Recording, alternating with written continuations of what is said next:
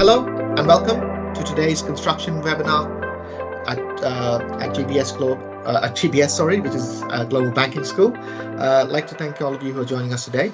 I'm John Sturgeon, the Senior Marketing Manager at GBS, as well as your webinar host for today. We have an exciting agenda of presentations for you today, and here's what you can expect.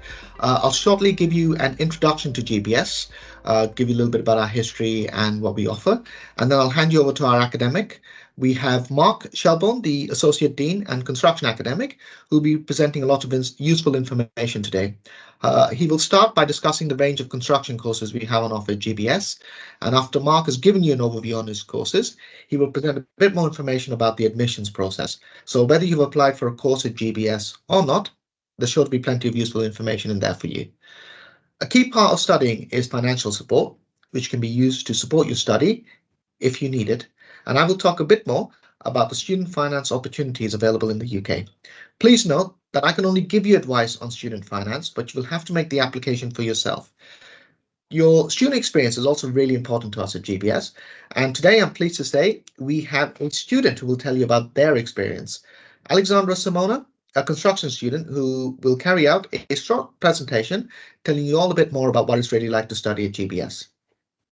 Finally, we will conclude with taking your questions. So if you do have any questions you'd like to ask either Mark or Alexandra Simona or myself, please type them into the Q&A chat box at the top of your screen, and we'll field them after the webinar presentation.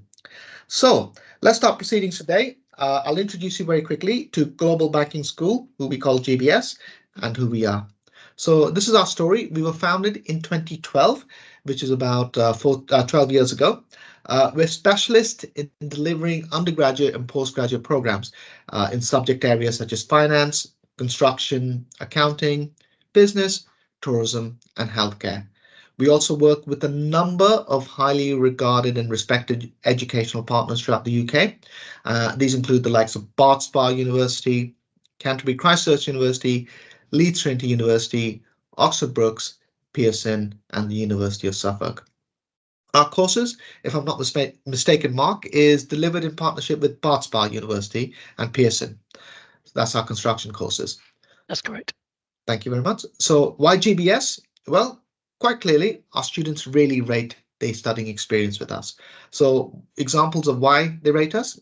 The first one is for the fourth year running, our students delivered a very positive verdict in the 2003 National Student Survey, better known as NSS, with our scores exceeding the sector average scores across a range of themes, such as student satisfaction, staff feedback, and a lot more themes. So I'd advise having a look on our website and reading a bit more about that. We also recently received a Bronze Award in the 2023 Teaching Excellence Framework, which is also known as TEF ratings, with our student outcomes being judged as high quality and our student experience is very high quality in all areas. So we're a fast growing private education provider and we're the place to be.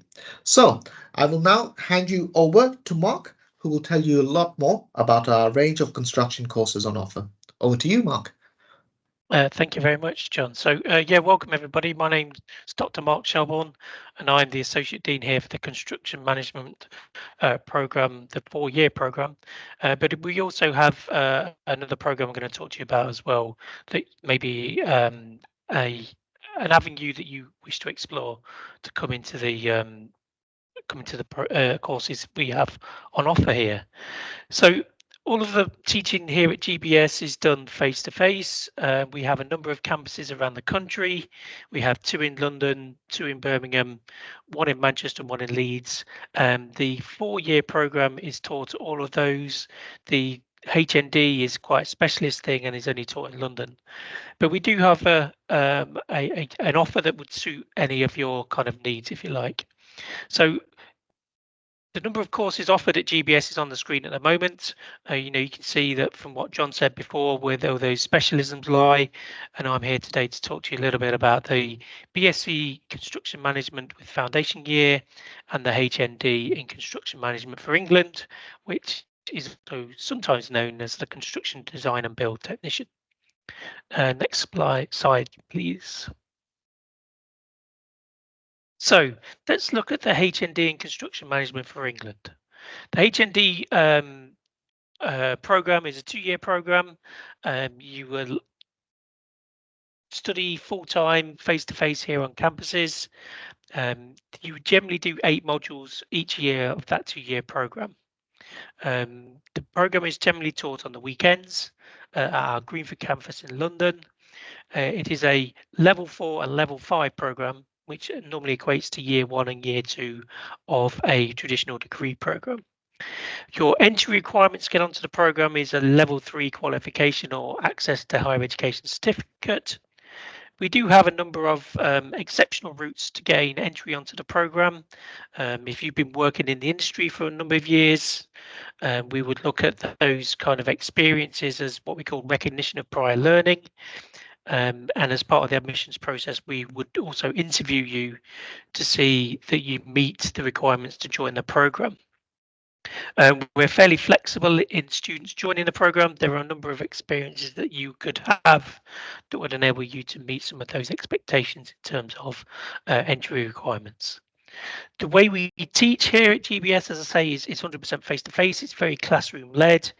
But it's also very practice-led. So we use a lot of case study examples. We use a lot of industry speakers. We do a lot of work with the Chartered Institute of Building, who is the professional body that you would sign up to become that professionally recognised person in the industry upon graduation.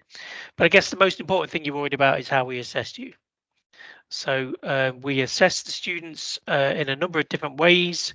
We don't have any formal examinations. We use things like presentations. We ask you to write professional reports. We ask you to produce posters. We ask you to do written examples of case studies, and there are no formal sit in a room under time conditions and have examinations. And that really is an assessment strategy that reflects the way the industry works. You know, you're going to be developing professional reports for your line manager. You're going to be developing presentations to perhaps report on progress of construction sites to either your boss, maybe the client, maybe some other representatives that are in the project. So all the things we do as part of the assessment strategy is helping you and supporting you to gain those skills and knowledge to be able for you to work competently in the industry upon graduation. If you look at the yellow box, these are the modules that you would be taking. So we do a lot of digital activities, and building information modeling is the core digital skill that any industry professional working in the built environment and construction management would now need. It's basically looking at how you can use 3D representations of buildings, and we're basically building that building in the computer before you get out on site to enable you to look at errors, to produce cost plans, to look at the quality of things, to try and, you know, reduce the amount of overspend you would have on a construction site by almost prototyping the building in a computer to start with. You're going to undertake a construction design project.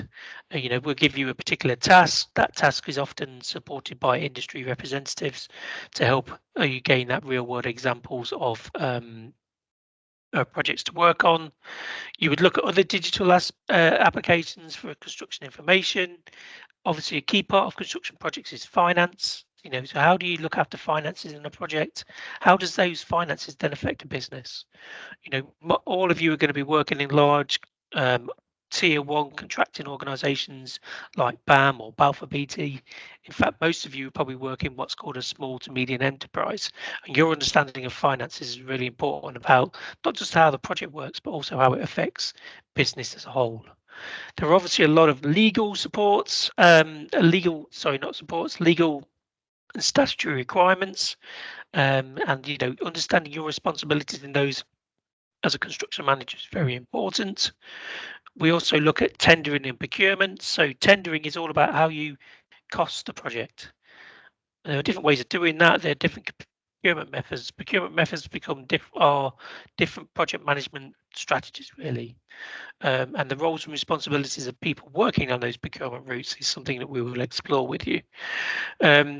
You will be expected to be able to communicate in a graphical form, so being able to draw and sketch, understanding how components fit together, that's what we mean by detailing, is a key skill for any construction manager.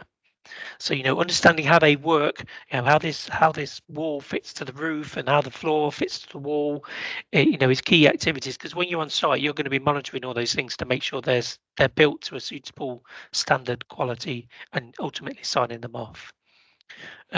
All projects have contracts. How you manage those contracts in terms of payments, people, health and safety, all those kind of things, you would need to understand. And we also look at maintenance of buildings, and it's often quite a debate within academic circles around why we include maintenance in a construction management program. If you can understand how buildings fail through poor workmanship, or you got that detail wrong, or the materials aren't quite working as they're supposed to do, you're not going to learn that experience about, if you see that again, you wouldn't actually do it again. So if you look at the maintenance and operations of buildings and how they work when they're actually being used, it should help you understand how to better put them together whilst you're on site. We introduce you to project management. This is how projects are generally pulled together, all the different roles, responsibilities, how they work. And then obviously one of the key aspects of any construction management related program is sustainability. You know, we all know about the global warming crisis, how we need to reduce our own carbon footprints. Construction is one of the largest carbon producers in the UK and the world as it happens. So, if you can learn how to make your practices more sustainable, use more sustainable materials, look at ways of reducing the amount of resources you're putting into a project, can only help and support the planet in a wider context. So you're going to study all those things, and then you study those things over 2 years, and then you want to get a job. And what kind of jobs are you going to are you available out there for you? So these are very grandiose titles in terms of assistant design coordinator, design and build coordinator, construction site supervisor or construction design technician, site manager, project management, health and safety manager, planning supervisor. There's many, many more, but they're all singular aspects of what we would call construction management. So if you're into individuals' health and well-being, you might become a health and safety manager. Making sure site activities are safe. There was often when you drive down the motorways, there's signage saying, all those workers need to go home at night. Well, they do. It's no secret that people do die on construction sites, and there are accidents happen. But you could be a person that investigates those accidents and why they happen, and why how to prevent them going forward.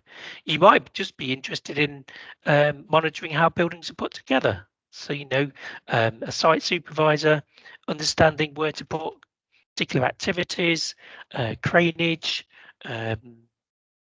waste management bins, all these kind of things are jobs you're going to be able to do. So the HND and the construction management four-year program are all doing these things. It's just that HND is often a shorter program to get you out into a level of industry to get you going, whereas the four-year program, you do a lot more managerial things on hands-on things. So if you look at the four-year BSc construction management program with the foundation year. So the foundation year is what we call a level 3 qualification. It sets you up in terms of understanding how academia works. It gives you perhaps some refreshers of some of those skills that you may have used in the past studying that you haven't used for a while, but it also introduces you to the program. Again, there are lots of flexible options for the four-year program about when you can study.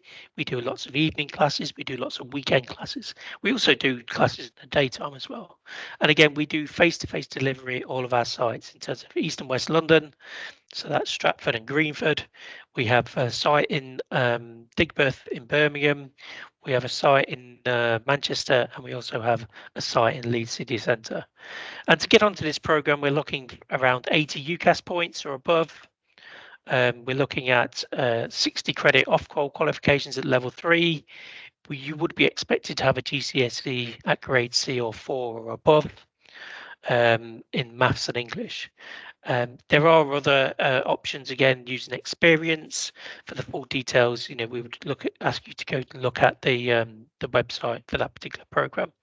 And again, much like the HND program, we don't do examinations on this course.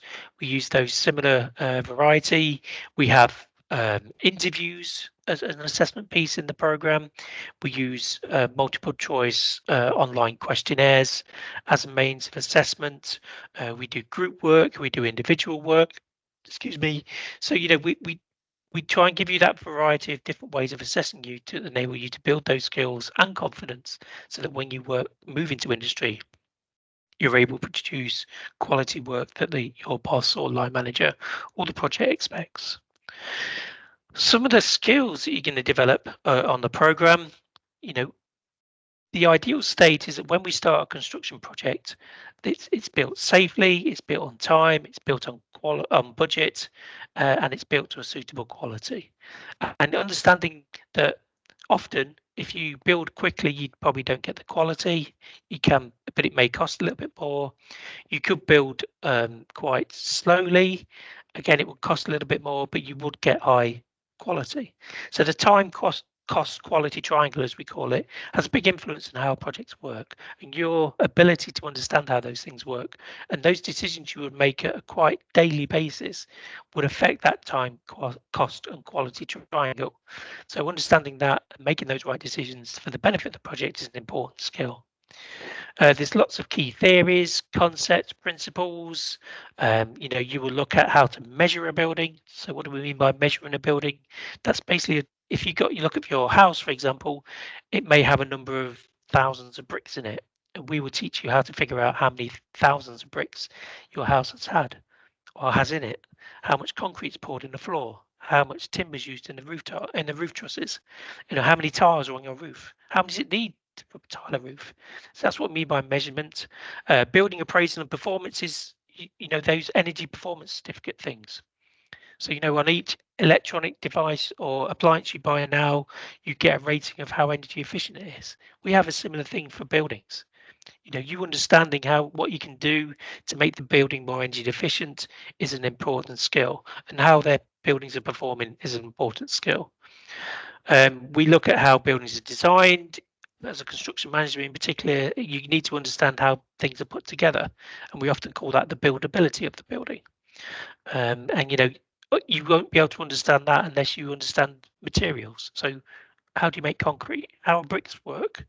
In a fire in a building, it's actually more safer over a longer period of time to be in a building that's made of wood that is of steel, for example, because the wood chars on the outside and then retains its structural stability, whereas the steel would melt and buckle and the building's more likely to collapse. So, understanding little nuances like that is what we mean by buildability and materials. And you are going to be analysing, evaluating, making important decisions when you're out in industry, and we help you make or build that confidence and the skills to enable you to think about how to make those decisions as part of the program. And when you go out into industry, you're going to, upon graduation or before graduation for that matter, you're going to be looking at talking to employers, and they want to see that confidence in you, that you know what you're talking about. So we can build that confidence with you on the program. So these are some of the modules that you're going to take across the program. Again, you'll see they're pretty similar in terms of some of the subjects we talked about in the HND. Particularly at level, our first 3 modules are all around developing your academic skills, your academic industry profile.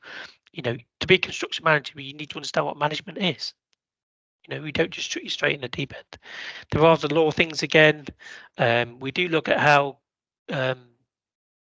construction affects the commercial and organisational environments, not just construction, but as the UK economy as a whole. How operations work. One of the key things is innovation. So, technology like smartphones, drones are just as applicable to, UK construction in the way we manage things as any other industry. So, we look at how you can use a drone to monitor construction sites. It's often easier if you're working on a 50-story building to use a drone than it is to, you walk all the way up there and look. You can look from the ground just using a camera on a drone. We do look at sustainability, obviously. And then as you get more into years 2 and 3, you could become very specialist in construction management. So again, there's that pre-construction management, planning, estimating, tendering, economics and financial management, the maintenance things there again. But a key skill of being a graduate on a degree program is research. So if you've got a particular problem you've got on the site, how do I find information to help me solve that problem? And that's what we really look at in research methods. And then when you get into level 3 or year 3, we look at contracts management, dispute resolution. I've got colleagues in academia and industry who are often called industry experts. And when there's conflict in a project, the client doesn't want to pay and the contractor thinks they should be paying them, it often goes to court.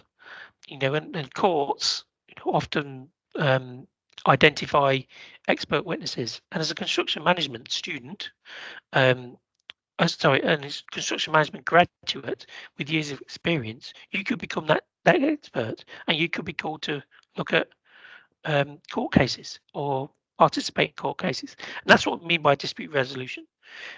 Having some kind of empathy, having key skills and things of understanding and how to solve problems is often a lot cheaper than going to court. So we look at that in terms of dispute resolution. We ask you to do some kind of research project, and then obviously we also look at project management skills and abilities. We are constantly looking at these modules. So this is the current structure of the program. On an annual basis, we report and monitor about the program, and on a 3-year basis, we actually look at modifying the program to make it relevant to industry. So again, we use industry to as an advisory board that will come in and ask us, what's your program look like? How have you thought of this? Do less of this, do more of that. And we would alter and structure our program accordingly. The other thing is we use our students. You've got a student with us today that would probably tell you what it's really like to study at GBS in some of these modules, but they have an important voice with us as well.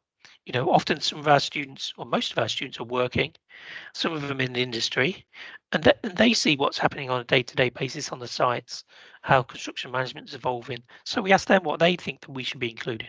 It's a collaborative process. It's not us thinking we know everything and we're just going to tell you. The course is very much discussive, collaborative, and that's how we like to work here at GBS. So let's look at the application process. You're really excited about coming onto the course. What do I do next? So let's have a look at the application process. The most information is gleaned from our website. So you visit the website, you look at the course, you think actually I may not be confident enough to do a 4-year program right from the start. Okay, well I'll do the 2-year program then. Right, so I'm going to do the 2-year program. You look at the entry requirements, some of the things I briefly described to you at the start of this, to see if you're eligible. If you're not sure, then contact us. There's always somebody here to have a conversation with to see whether you're the right person for that particular program. If you think you are, or you've had that conversation, then apply online. You follow the apply now button on most of the website pages, fill out some bits and pieces, and then you've officially applied to come to the university. It goes to GBS. It's assessed by us. And if we think you're suitable for the program, we will make you an offer. You'll be asked to come to an induction event if you accept that offer. And then at that event, sometimes previous to that event, you will ask to produce your relevant paperwork in terms of qualifications you may have, any residency documents you may need. And again, there's a whole team at GBS that are here to help and support you in that. We also do assess your English proficiency. There's a key skill in working as working in academic on a degree program or an HND. There is a certain level of proficiency of English, being able to write, communicate, listen, and we do test that to see whether you can cope with the requirements of being on a degree program or the HND. If all that comes off, we're very excited to welcome you onto the program. The GBS will make you an informal offer, and then you come and study on the program. But I say I can't stress enough that most of this information is on the Global Banking School website, and there's ways and means in there to ask questions and contact us if you've got any queries or questions. That's me. I'm going to hand back over to John. Any questions, then let me know. But we look forward to welcoming you onto a course here at GBS, either in construction management, whether the 2-year or 4-year program. Thank you. Thank you, Mark. I'll give you a well-deserved break and breather. Plenty of interesting information. Thank you very much for giving us a nice overview of the courses, all the areas that involve our courses, as well as some background knowledge as well, which is quite interesting about the legal and digital areas of it as well. So that was quite interesting. So I will now talk you through the student finance slide. So the key thing is, if there's many ways, of course, to take a course and pay for it. So if you are comfortable in paying for it, then with your own money, savings, etc., then this slide is not for you. But if you do want to take advantage of the student finance opportunities available in the UK, then you may find the next few slides interesting. So first of all, I just need to kind of put a big caveat before I mention some of the things, is that we are here to give you advice on student finance, how the process works, information you need to provide, etc., roughly how much you can get as part of your loan. But effectively, you have to make the application yourself directly to student finance in England. Okay, so you'll make the application to yourself. There's a separate government body who handles the loans, and then we'll take it from there. So essentially what student finance is the opportunity for you to borrow money from the UK government to help pay your tuition fees and also to help you with your living costs while you're studying at university. So for example, if you're having to study, which takes you a few hours out of work, then that may help you as well, not just cover your academic side of things, but also your living cost side of things. These are the two types of loans available. So the first type of loan available is known as a tuition fee loan. So the tuition fee loan, they're not income assessed, and they're used to pay your UK university-based tuition fees. So quite simply, they pay the course fees of the course you're studying. Then we have the maintenance loans. Now, these are partly income assessed. They'll need to see, should I say, Student Finance England, your financial incomings, and then they can use that to help you with the cost of living where you need that support. Okay, there's also some supplementary grants that come out of student loans where these can help you with specific circumstances or your personal needs, if you have any. Okay.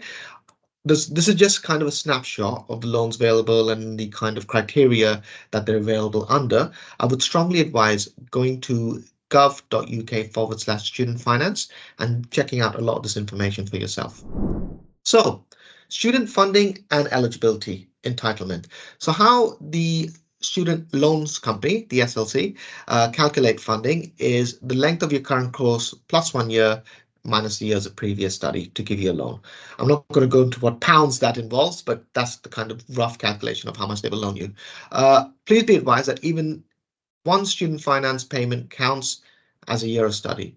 Okay, so we can't advise applicants to use the maintenance loan to fund your fees. Okay, so always remember to keep those two loans separate because they're paying for separate things. Please note again that we are here to advise, but you have to make the application yourself. Next slide, please. So when you apply for a student loan or a maintenance loan, there's certain eligibility criteria you need to adhere to.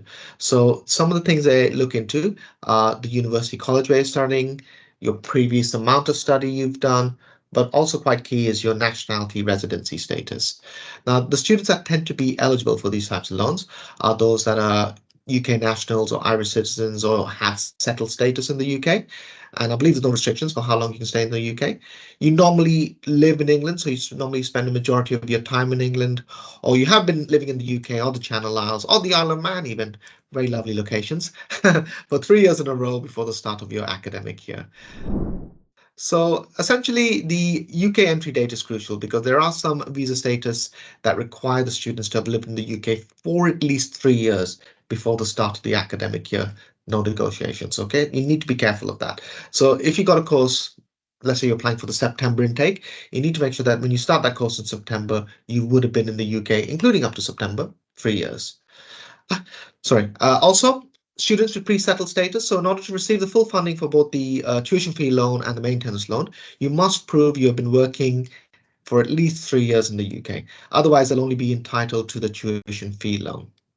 So there is also a range of paperwork and a range of metrics you can do to prove all the things we covered in the previous slides. We won't go through that list here because I can assure you it's quite long and it's quite flexible though, based on the type of paperwork you have. But if you want to see the type of personal identification information we need for you to either apply for a maintenance loan or a tuition fee loan, please visit gov.uk/biometric-residence-permits, where you can find out a bit more information about the various permits on offer. And I think that concludes my presentation. So next slide, please. Thank you. I'll hand you over now to our student who's very keen to tell you about what it's really like for her to study at GBS. So Alexandra Simona, take it away. Thank you. So hello everyone, my name is Alexandra Vilau, and today I will tell you my life as student at GBS.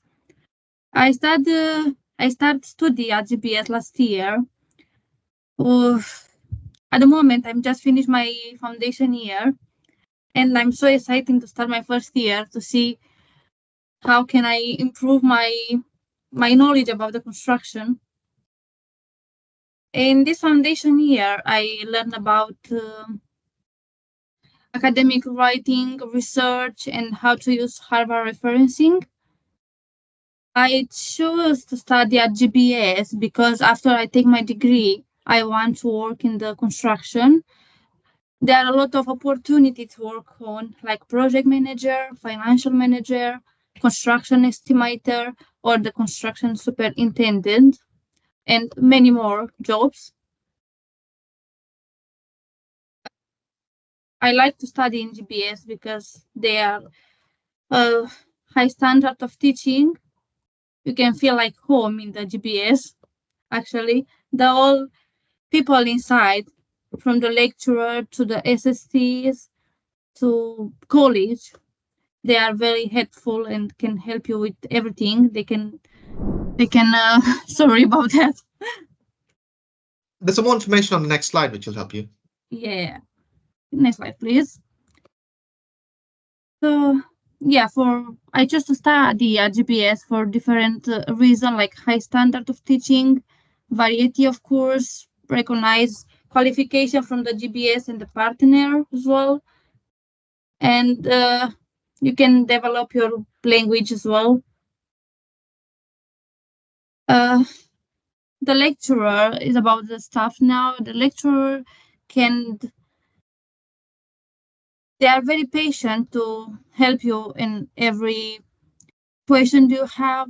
For any assignment you have, you can ask the lecturer, and they're always there to help you. So in GBS, you have a library which you can use for do your assignment. You can use for a computer on the library as well to make your assignment. And yeah, this is for me. Thank you, Alexandra Vilna. Very great presentation there. So giving us a nice little insight in what it's like to study at GBS. And as you can see, you've done your foundation year, which has hopefully helped you, and you're looking forward to your next year. So the foundation year essentially brings you back into the kind of mindset of studying again, getting used to doing assignments, learning the basics of that particular subject area you're learning in. And then obviously we hope you go on to strength in the next few years and then start getting those lovely grades on your assignments. Now, I'll post one question to both of you actually, but I'd like Alexandra to go first with answering this. So obviously we can appreciate construction as a very hands-on profession. Could you give us a few examples of kind of maybe practical things you've done in the classroom or you're expecting to do in the next few years of your course? So hands-on type of work. So in the first year, we start with group assignments as well, posters, which you have to do in a group with your colleagues, which you can make friends in that way. We do group activities as well in the classroom with people, like tell us about a few things about the construction sector, or how you think if you work in the construction sector, tell us about your experience. And I don't expect anymore. Well, let's see, What can Mark, this help? is over to you then. What can Alexandra expect in the next few years in terms of the practical element? So there's lots of ways that we use industry in our program. We work with the employability and careers teams here at GBS to organise site visits. So you'll be taken to a site. You'll meet actual construction managers that are working on that site, and they give you an insight into the activities that are going on that site and some of the challenges that happen on that particular construction project. And it's fair to say that if you went to 3 different sites, you get 3 different stories about some of the challenges that they were facing. But all those challenges would always come back to that time, cost, quality triangle thing I was talking about. So we take you out onto those construction sites. There are lots of presentations from the Chartered Institute of Building. As I said before, they are the body that governs the professionalism of the industry.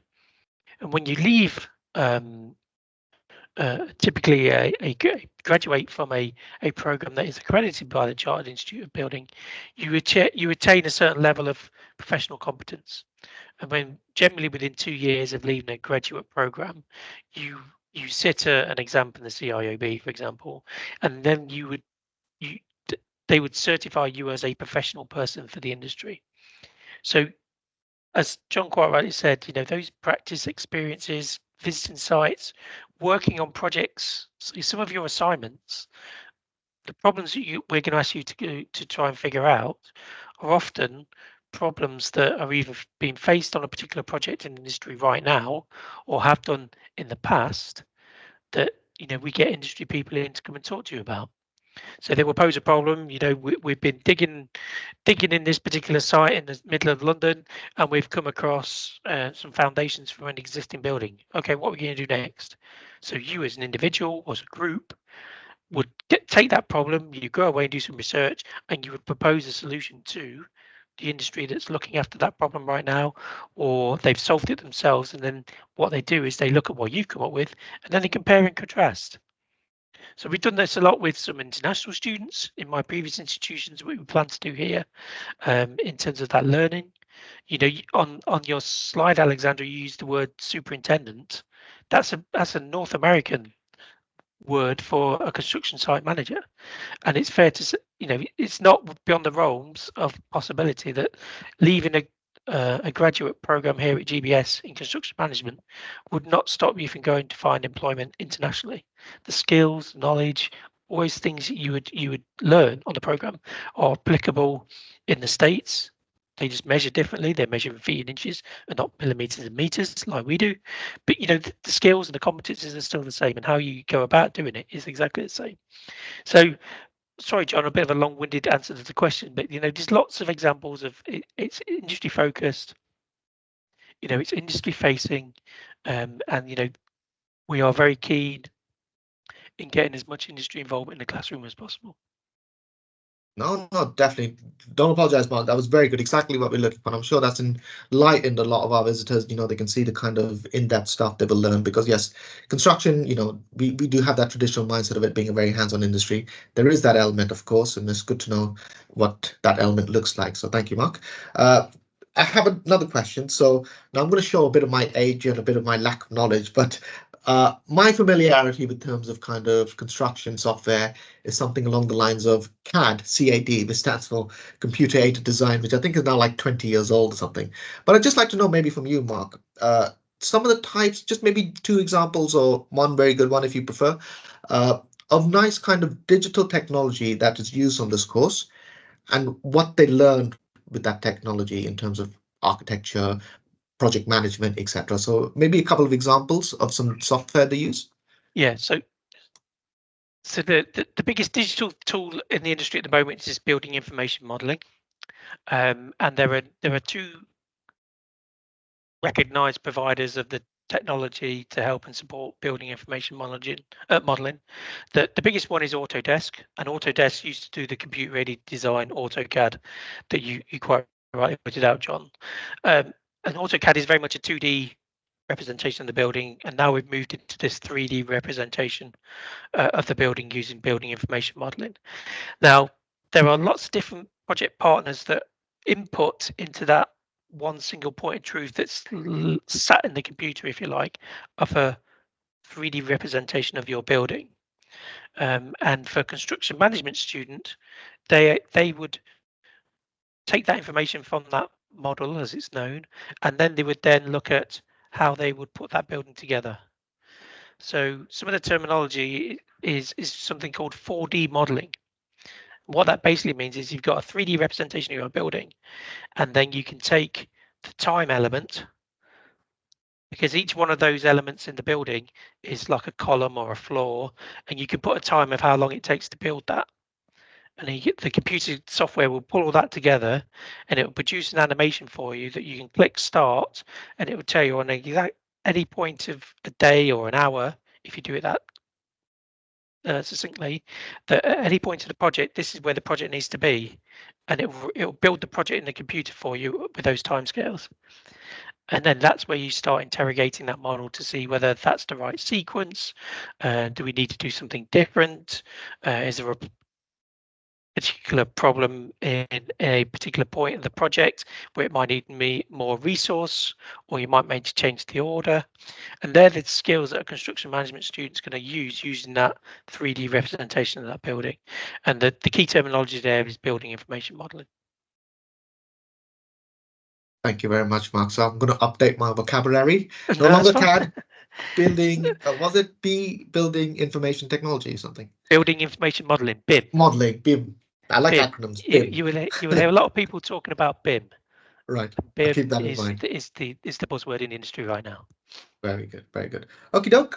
So one last question, and this is for both of you, and then we'll conclude today's webinar. So let me start again with Mark, and we'll give Alexandra a bit of time to think about her answer. So I would say we'll make this quite narrow.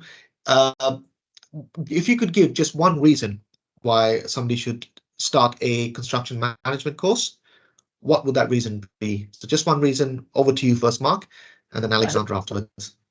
I think for me, it's the opportunity it gives you to work in an industry that has a skill shortage.